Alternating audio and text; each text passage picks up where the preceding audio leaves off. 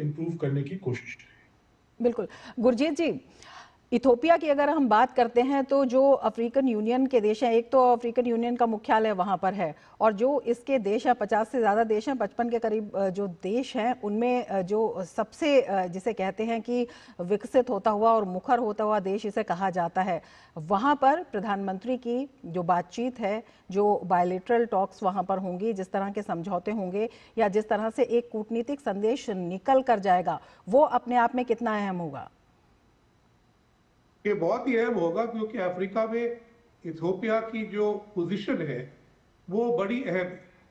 Ethiopia Africa का दूसरे स्थान पे नंबर आता है उसका पॉपुलेशन के साथ, 132 मिलियन लोग हैं उसके, नाइजीरिया के बाद।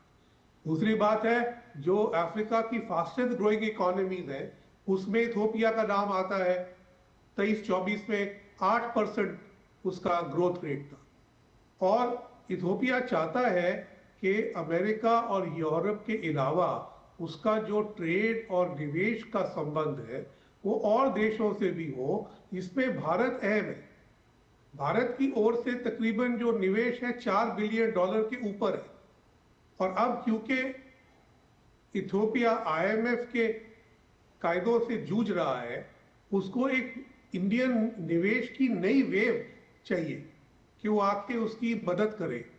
इसमें जो ट्रेड का कंपोनेंट है वो थोड़ा कम है, $0.5 बिलियन है। हालांकि जिबूती में भी $0.5 बिलियन होता है, वो इथोपिया के लिए आता है, तो $1 बिलियन। लेकिन जिस साइज और प्रोग्रेस सिर्फ कंट्री जो इथोपिया है उसके लिए $1 बिलियन का ट्रेड अभी कम है, इसको बढ़ाना चाहिए। मैं तो देख रहा हूं कि जो नतीजे सामने आएंगे कल, उनमें क्या क्या कदम उठाए जाते हैं कि भारत और इथियोपिया कुछ नई दिशाएं देखे, जिसमें नए निवेश, नया व्यापार, नए संबंध, खासकर शिक्षा के रूप में, क्योंकि भारत और इथियोपिया का शिक्षा के क्षेत्र में बहुत पुराना संबंध है। और पैन अफ्रीकन ई नेटवर्क भी सबसे पहले इथियोपिया में ही लागू हुआ था।